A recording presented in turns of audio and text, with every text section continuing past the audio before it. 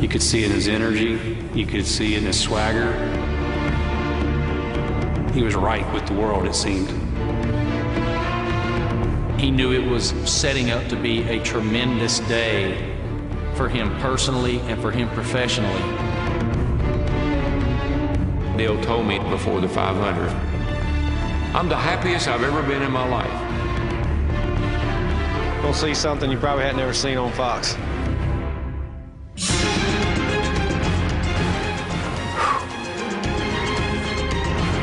What I thought was the greatest day ever was heading in a direction that would make it the worst day ever.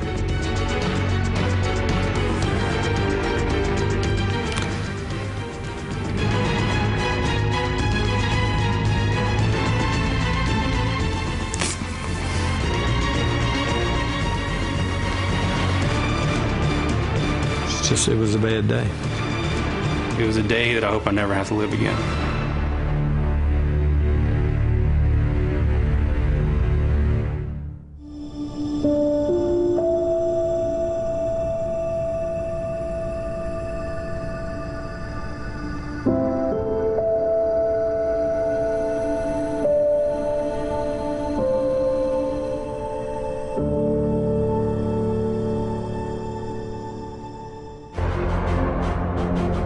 The rising sun shall surely set on days of triumph and tragedy alike.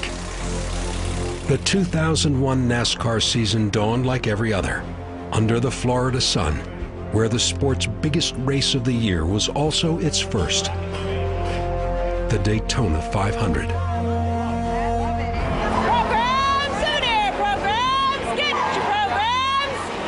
If Daytona was NASCAR's seat of power, one man sat at the head of the table, Dale Earnhardt. Take him to Daytona and let him go on those big banks. He was just magical, the stuff he would do. Dale had a knack for Daytona that nobody else had. The way he could maneuver, he knew what he wanted to do with a race car, he knew where he could put it.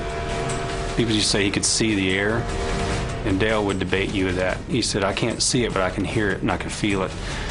He had an open-face helmet for that reason. To run Daytona and run Daytona really well, you have to have no fear. You just have to be willing to keep your foot in the gas, and you really got to manhandle that car. That's when Dale was at his best. Earnhardt, Daytona. Two words combined to tell a Shakespearean tragedy of sport. Earnhardt won every race there was to win at Daytona, but not the 500. Never the 500. 20 years under an unjust sun. He was frustrated that his career would be measured by it, somehow there'd be an asterisk next to his career that he never won the Daytona 500, no matter how many championships or how many races he won. At long last, Dale's day in the sun arrived. Check your finger, buddy. Come on around here, buddy. 20 years of trying, 20 years of frustration. Dale Earnhardt will come to the caution flag to win the Daytona 500. All right. Yes, guys, yes, yes. You're the greatest, buddy. You're the greatest. You think about moments, and I still can see all those people lining up and down the pit lane. Everybody knew what it meant to him, and they honored him that day. Everyone knew that it took 20 years of hell. So when he did triumph, it was a weight lifted. It was like there was a 12-year-old kid there. You know, that's what he sounded like. He was just so happy and so relieved and able to just celebrate this great event that he had been talked about not winning for so long. It was a big deal. That trophy right there, my name's on it now. They can't take it off. My car's going in Daytona, USA. I don't care. I love it. I want it to be there. I took me a little spin in the grass so I get the good out of it. You could see it in his face. You could see it in his demeanor. It meant everything to him that everyone said it was supposed to mean. From that moment on, he was right with the world, it seemed. Dale told me in 2001 when we were sitting doing an interview, I'm the happiest I've ever been in my life. How do you feel about Dale Earnhardt? A lot better. I've known you a lot for better so long. today than I did several years ago. because of family, because of my life, because I think I'm a better person than I used to be. I got it all right now, Darrell. I got it all. No, you really do. I'm a lucky man. I have it all.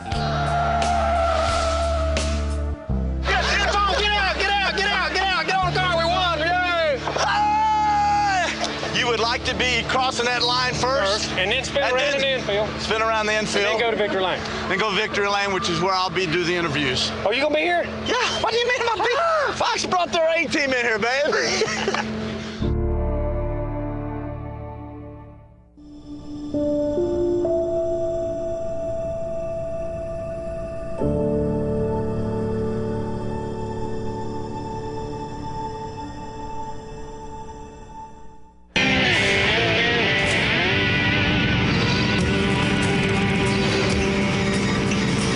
2001 was the start of a new era in NASCAR.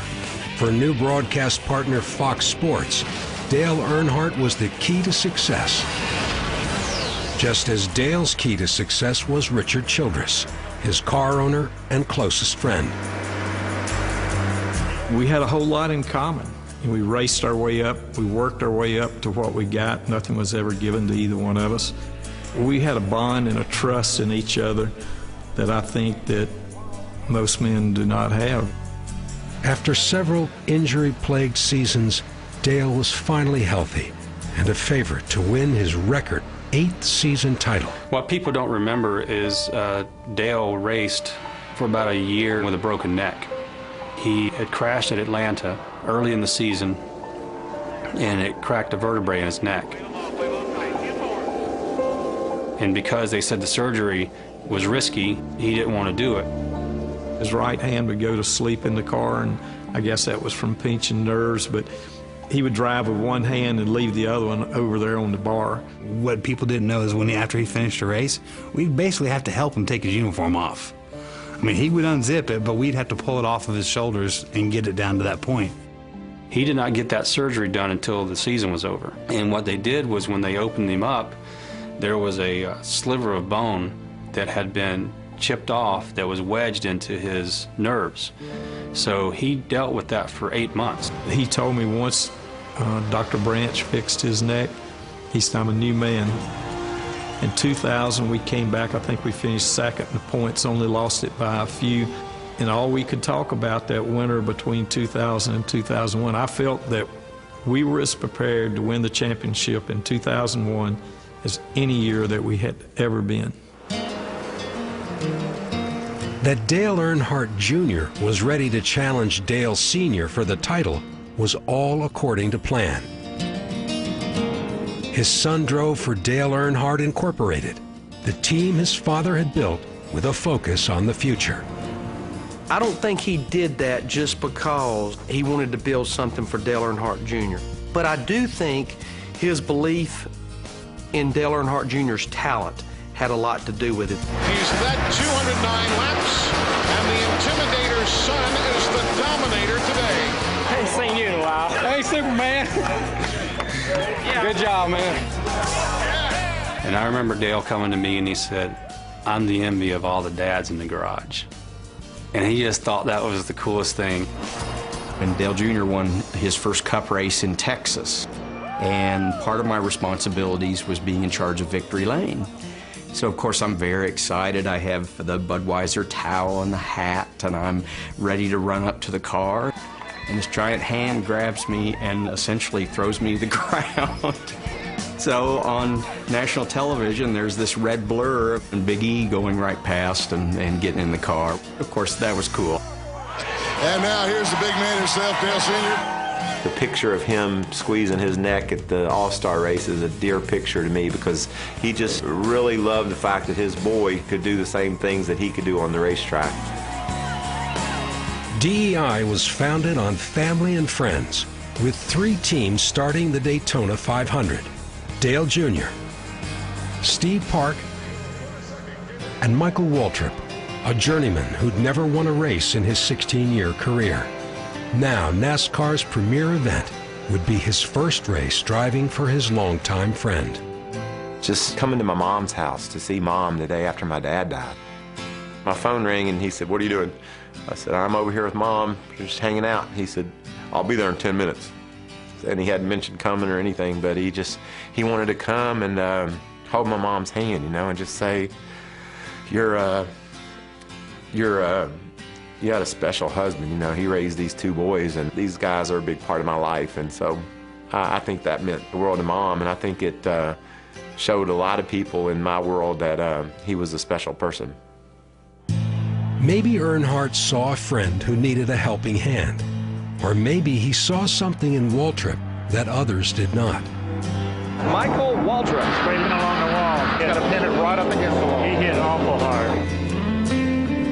You know, I had started my engine 462 times and hadn't ever been able to win a race. That is Michael Waltrip, out of control. Try over. Time was ticking. Time was running out for me to be able to get a top ride. When Dale put Michael in the Napa car, and everybody said, have you lost your mind? He's driven 400-some races and had never won a race. Why did you pick him? Dale always knew in his heart that Michael could drive, and he always felt like he just needed an opportunity. That opportunity was at hand. With well wishes and good luck kisses lingering in the gasoline-scented air, engines were ready to start NASCAR's most important day.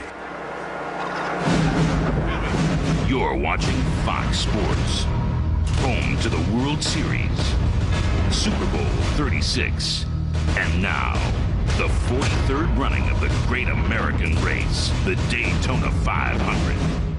It's like you get the NFL contract and your very first game is the Super Bowl. Hi everyone, Mike Joy with the 1989 winner of this race, Darrell Waltrip, after 17 years of trying, and Larry McReynolds, who's been to victory lane in the 500 twice as a crew chief. Gentlemen, I firmly believe with us going on the Fox network and with the amount of promotion we had done, that we were going to get a very broad audience. So that's why we spent so much time with the camera angles, why we spent so much time with the audio, so much time with the graphics, so that when the big audience was watching, they went, oh, I get it. It's not just a bunch of rednecks running around a track. This is really exciting. And I kept hearing in my head Bill France Jr. saying to me, you've got to stress this is a sport. And so we had to lay out this wonderful picture about why everyone had fallen in love with the sport, and why they'd fallen in love with the sport were these daring young men who were going to risk everything for glory. Gentlemen, start your engine!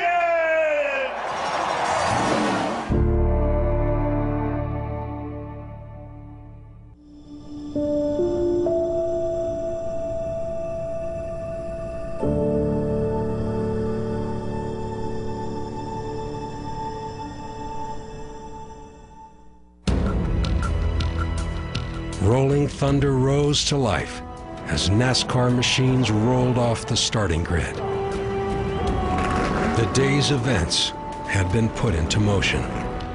Dale Earnhardt is the most prolific restrictor plate driver in NASCAR history. 11 wins and only 52 plate starts. Today chasing his 35th total victory here in Daytona. The plan was simple. He said, me and you and Dale Jr. are going to work together and win this race. Thought sounds great, but it doesn't sound very realistic. There's 40 other cars that are going to try to be messing that whole plan up. At Daytona, you can plan who you want to run with and who you want to draft with, and then they wave the flag. This vehicle is in. The 43rd annual Daytona 500 is set to get underway. Terry Bradshaw waves the green flag. We're racing. When the race started, my car wasn't exactly right. It was loose, and so I needed to work on it. Look at Mikey. He's got a handful. That's what we call a handful. When you get the wheel pulled way around there like that, he's got a handful of steering wheel. I can't help but notice the front of the roof here on Earnhardt's car. It's like it's buffeting. It's because Rusty Wallace, the car in front of him, with that roof flap across the roof, or that roof fin, it's putting dirty air, and it's making the air on Earnhardt's car mad. It don't know what to do. Here comes Earnhardt down the inside. Under Marlin, 3 wide through the tri-oval, and he almost took the nose off Marlin's car coming back up. I believe Schrader led that lap. He did. Good man, Schrader. the first 150, 70 laps, basically, I saw them, but we really there's too many cars. We never could really get together and team up. Look at Earnhardt. Right down to the apron to take the lead. With Jeff Gordon pushing him in the 24 car, Dale Earnhardt Jr. in the red car, the 8 car pushing with him. Dale and Dale Jr. got to the front in a hurry, and I kind of rode in the middle of the pack for longer than I wanted to. Then the crew made some adjustments and made my car right. I could drive the heck out of it. There's Michael